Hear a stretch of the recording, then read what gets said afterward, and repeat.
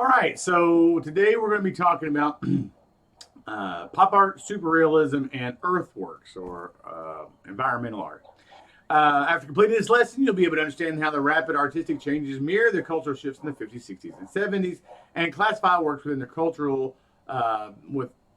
culture through material, style, and content. And that one doesn't make as much sense to me. Pop art, surrealism, and earthworks are concurrent movements that reacted to societal events differently. Artists either emulated everyday objects in high art setting, mocked, admired, or imitated life, or directed the viewer's attention to an unconventional subject, the environment. And so we're going to look today specifically at a couple of artists. We're going to go a little further depth than they kind of touch on. When we talk about pop art, they were specifically looking at some Jasper Johns, Andy Warhol. Pop art was a movement which originated in Great Britain in the late 50s as a reaction to the seriousness of elitism of abstract expressionism. The movement made it to the United States in the 60s and was expressed and celebrated. Both British and American pop artists explored the common imagery instilled in contemporary consumer culture. Artists found inspiration in such things as billboards, comic strips, magazine advertisements, supermarket products, and depictions of celebrities, and merged popular culture with high art. The most common of these, or most popular, was Andy Warhol. He had this huge studio that he called the Art Factory or the Factory. He collaborated with lots of different artists. Jean-Michel Basquiat was one of his big collaborators. And he was big for taking celebrities like Marilyn Monroe. You've probably seen the multiple works of Marilyn Monroe. He would use often, and a lot of the artists, the pop artists at the time, used flat, really emphasize the two-dimensionality of works. Primary and secondary colors. The colors were very simple, lots of reds, blues, greens, oranges, that sort of thing. And Jasper John's flag, the artist is not celebrating the flag or mocking it. The viewer's attention is directed to a common item that the artist stated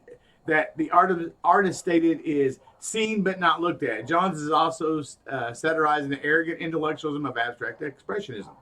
Johns has reined in his gestural action painting and informal brushwork with his encaustic painting technique and the geometry of the stars and the stripes. Rauschenberg and Lichtenstein. Robert Rauschenberg elevated everyday objects and mass media and images to the level of fine art with his signature works that contain sculptural elements or combines. These pieces contain scraps of printed paper, sculptural editions, and photographs that were attached to the canvas in which the paint was roughly and unevenly applied. Rauschenberg and other early pop artists sometimes described as neo-Dada. Unlike the works of Dada's like Schwitters, components of the collages of the pop artists maintain their individuality, seen in Rauschenberg's Memorandum of Bids. A spontaneous mix of popular culture and consumerism and nature is rendered within the disorder of modern life, a celebration of the splendor of Americans' urban sprawl. Lichtenstein was a pop artist that whose work was really more prominent than most others, and because he was sort of seen as the primary example of what the pinnacle of pop art was going to end up being. Roy Lichtenstein derived his subject matter from the ultimate source of popular culture, the comic book. Lichtenstein's paintings reflected modern printing techniques, typography such as Benderi dots, or Benderi dots were used to create value and sort of a texture as well. In Holland, Amsterdam, As I Open Fire, the artist depicts a comic strip frame as a commentary in violence. The content is relatable through the simplicity and childlike imageries. And so want to look real quick at some of Roy's work specifically. And this was more common of what we saw from Lichtenstein. Born in 1923, he was, again, famous for not just the imagery he created, but the way he created it. We see, again, this emphasis on two-dimensionality, the flat surface of the canvas, using the dots to create value, but also color in his works of art. And it also represents that graphic nature. Not only do these like graphic novel images or comic book images, they are the epitome of graphic image production. We see he was often also to these interior spaces where he emphasized that single point perspective. He used bright colors like Andy Warhol. A small number of colors, almost always primary red, yellow, and blue. Um, the thick, bold black outlines were common, and again reflective of that sort of comic book look. Using the dots to add color as well as value, and then just kind of recognizing that what he created, the images he represented, were again very commonplace, or comic books were something everybody was used to seeing, and that's kind of what the pop artists did. They reflected on what was popular, pop culture.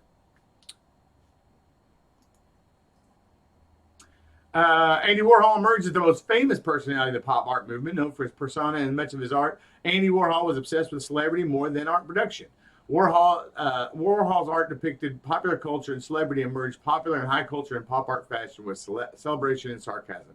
In Warhol's Maryland, there's a depiction of the movie star Marilyn Monroe that was purposely rendered to seem mechanically reproduced. The artist also registers the legendary actress in terribly bright lights and flatly applied, again, emphasizing the two-dimensionality, flatness of the artwork. Warhol represented Monroe in this way to draw attention to the viewer's eye to the facade of the actress.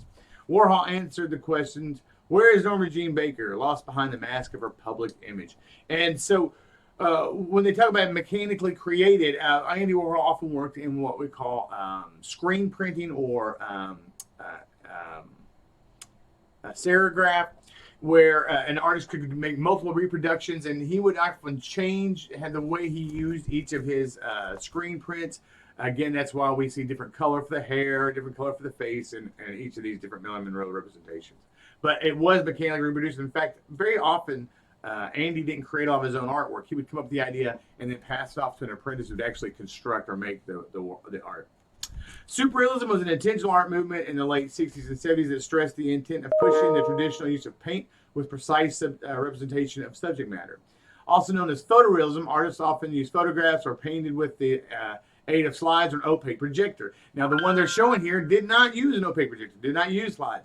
Chuck Close was known for these huge portraits, 10 feet, 12 feet. This one says 9 by 7. And then he was a remarkable artist. Let me see if I've got a PowerPoint for him as well. Noted for being using unflattering, realistic self-portraits, portraits of his friends, family. As a condition he developed later in life, he had this sort of face blindness where he's not able to recognize people around him. He did not have the attention for his portrait to help him with this, although he realized that concept could have aided that. That's not how he used them. And in fact, what was remarkable about it is, I'll show you some work. Let me see if I've got a PowerPoint from him I'd like to pull up real quick. Chuck Close is one of my absolute favorite artists. He, when young, he would create these, absolutely stunning photorealistic works of art. This is one here. This is actually a self-portrait he did while in college, and you're going to see it is. Why is that not working? Why is that not working?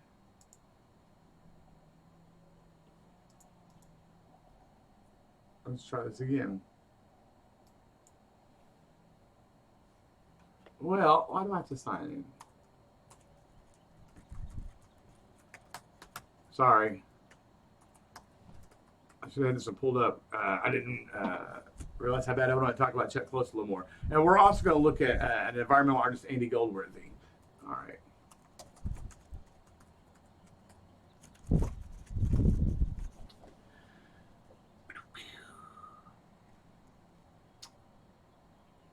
I don't even know why it logged me out of that. All right.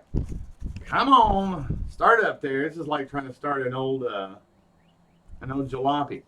So this is actually a pencil drawing. This isn't a photograph. This is a pencil drawing he did in college. After he lost use, later in life, he lost use of his hands and arms, and he wasn't able to draw the pencil like he was during his college years. So again, these were incredibly photorealistic. And this is a zoom up into the eye. Again, all of this created with pencil and paint. nothing photographic. Later in life, again, he became wheelchair bound. He lost the use of his arms and hands, and he wasn't able to hold a brush any longer. And we see that the way he worked earlier, he already had this kind of really neat studio, and big, large studio. But as he got older, he was wheelchair bound. His easel then became a moving thing. He could move images in towards himself or away from himself. He could move it up, down, left, right, and turn it, spin it however he wanted to. He then began to break things down and start to concentrate on how our eyes blend and see value and color. And the works of art he created after he sort of lost some of that became even more interesting. These are the ones he starts to explore with value. He breaks these down into individual little blocks of squares of color, value. And if you look at it close up, you can't possibly imagine what it looks like. But as you step back and as you see these from a very far distance, again, they are enormous. They take on a photorealistic imagery of their own. And so as you start to kind of, if you look at these and you stand back far and you kind of squint, they look like color photographs. All of them. He's remarkable. And so that was Chuck Close. As he got later in life, he starts breaking things down even further. Sort of like Picasso, the way Picasso went for a photorealism almost. He started working realism and then began to deconstruct art and look and develop and create cubism by breaking the image down into basic areas and looking at things from multiple angles. Chuck did a similar thing, specifically relying on color. Chuck was a master of understanding how our eyes blend color. He would use complementary colors, two colors that are opposite on the color wheel, and lay these over. He'd put purple and orange together, or blue and orange, let's say, purple and green, yellow, green and red. And because when you mix those complementary colors, they begin to develop these sort of gray, beige, fleshy tones that he was able to get your brain to kind of mix for you. Let's go back.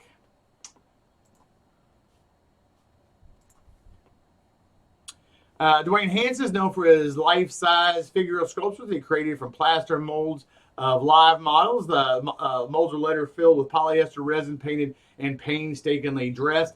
If you ever go over to, I believe it's the Liquor Barn over in Hamburg, they have one of these types of sculptures. It's a security guard. He's in a glass box. It looks like a real human being.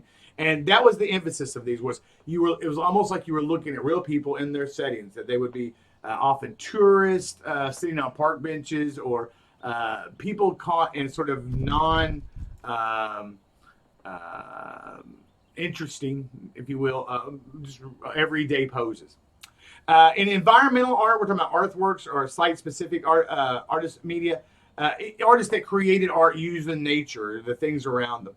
Work is usually vast in scale and intended to be subjected to all natural changes such as temperature variations, light, darkness, wind, and erosion. As we look at these artists, there were several we can look at. Robert Smithson's Spiral Jetty, the landscape of Great Salt Lake in Utah, was manipulated to emphasize the forces and elements of nature in conjunction with the human impact representation of the origins of life and the end of life.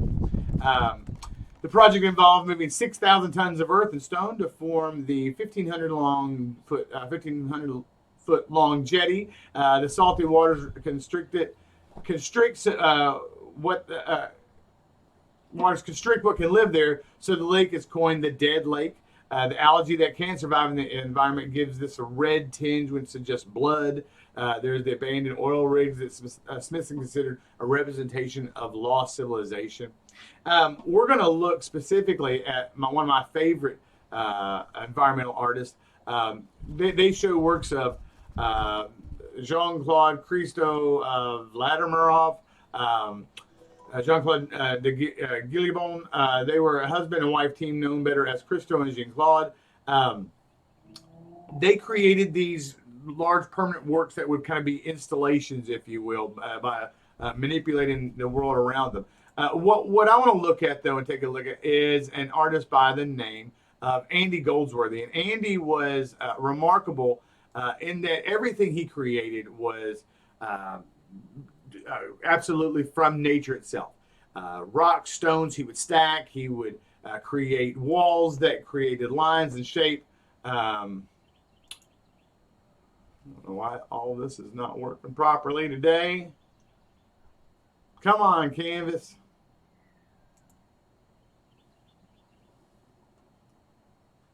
All right. Andy Goldsworthy is a sculptor. He was born in England in 1956.